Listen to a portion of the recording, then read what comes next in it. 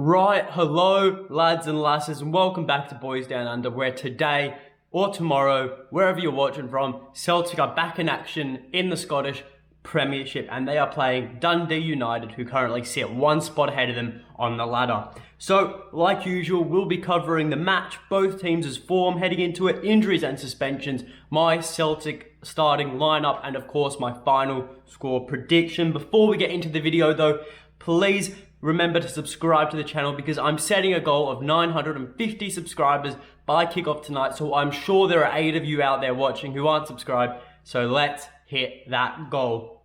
But without further ado, let's get into it. So Celtic are playing Dundee United, as I've already said, in the Scottish Premiership tonight in Australia and the Arvo, I think, for the UK. So at Celtic Park. Now, running into the game, Celtic are on the back of a 3-0, comfortable 3-0 win against Rovers in the Scottish League Cup. But in the league, however, they are currently sitting 6th on the ladder, which is going to need to be improved upon, as they only have 3 wins and 3 losses to their name.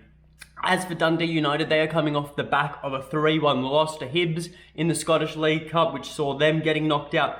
But in the league, they have 3 wins, 1 draw, and 2 losses, which sits them in 5th on the ladder on 10 points, 1 more than Celtic in 6th.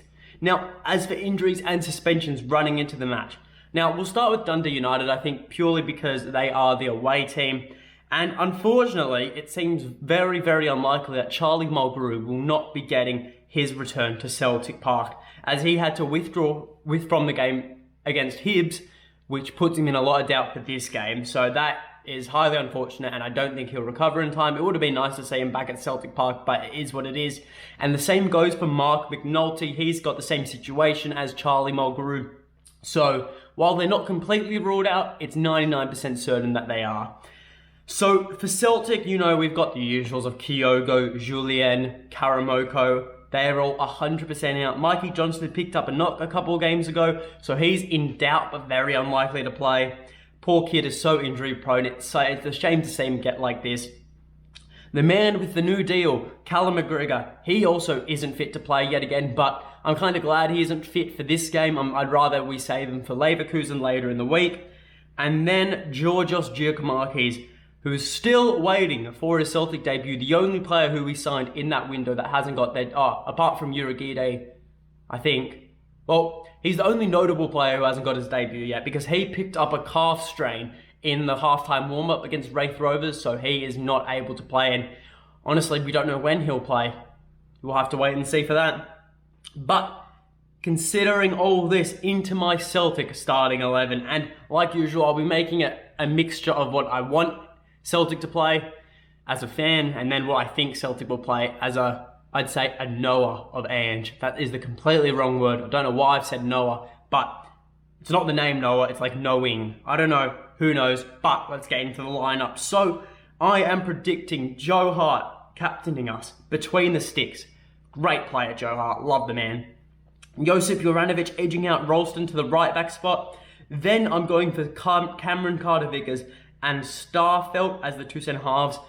Personally, I'm a big fan of Stephen Welsh, but it appears Ange is a very big believer in Carl Starfelt, so I think that's why he's getting the nod ahead of him. Then I'm going with Liam Scales to get a start at left back. And obviously, Celtic could definitely play Montgomery in that position, but I feel Ange wants to keep him as a bit of a substitute for the attack, because he needs to be able to give those attackers a rest. So I think Montgomery's staying off and going to be on the bench as a sort of a winger substitute later in the match, and that's why Liam Scales will get the nod at left back. Then moving in to the midfield, I've got James McCarthy, who should be retaining his spot at CDM. He did nothing to lose it. The only way he'd get out of that position is if, he picked up a knock in training or something. Then straightforward rest of the midfield, Turnbull playing the 8 role, and then you've got Tommy Rogic up at cam. Then for our front 3, yet again, so straightforward. Abada on the right wing, then you've got Jota on the left, and then Albi and Ajeti up top. And Albi and Ajeti needs to find some form pretty quick smart, especially in this game, because he's going to be starting striker against Leverkusen later this week. And if he can't score goals against Dundee United, how in hell is he going to score goals against one of the best Bundesliga outfits there? So now into my final score prediction. And this is something I actually got correct last week against Wraith Rovers. So hopefully we can get, a bit of a streak going here.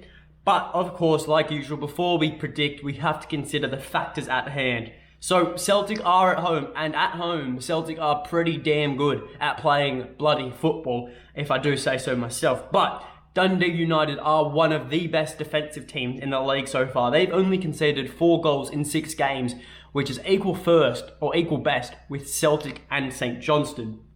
And with this in mind, Albion Ayeti couldn't score to save his life in the last couple of games. He's gone missing. He's gone absolutely missing. He's been hiding in plain sight. So until he stops playing hide and seek and starts playing football, I don't see him scoring at all. And I feel Dundee United could keep that record pretty well. But in saying this though, we have got proven goal scorers in the team. So it's going to have to come from Abada, Jota, or the midfield, these goals tonight. So, basically everyone around Albion Ayeti has to do the work for him. Now, moving into Dundee United, however, despite being the best equal defensive team in the league for goals conceded, they are also the equal worst for goals scored. They have only scored 3 goals in 6 games, which is less than they've conceded, yet somehow they're sitting 5th in the ladder, which is absolutely bonkers. But nonetheless, they are on par with St Johnstone as the worst attacking teams in the league. 3 goals in 6 games is a poor effort from a team in 5th place. So it could be a very quiet day for this defensive line. So maybe that's why Starfelt will get the nod, because there'll be a lack of chances and a lack of opportunities to make mistakes. And also Joe Hart, he's going to maybe have a couple goal kicks all game. He'll have to come out of his box quite a bit to collect a couple clear balls, I think. But it's going to be a quiet day that offers, I feel, for the defense 110%. So in saying all this, I feel the difference maker will be the home ground advantage. I feel at home Celtic are just a pretty unstoppable team. I think everyone can agree on this, and that's why I feel it won't be an absolute thrashing, but it'll be like a Wraith Rovers type game. I feel it'll be a very comfortable win for Celtic, and one where there won't be a lot of goals, but one where Celtic will get to a comfortable enough lead where they'll just, conserve their energy for the Leverkusen game on Friday.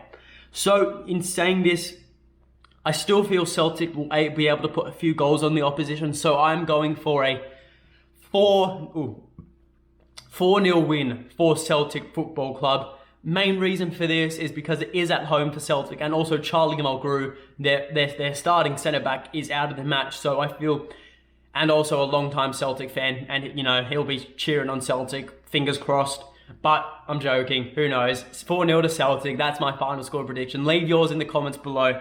But that is all from me. Remember, we're trying to hit 950 subscribers. If we go over that, then just keep on subscribing. 1,000 is the overall target. So let's try and hit it. But until next time, hail, hail.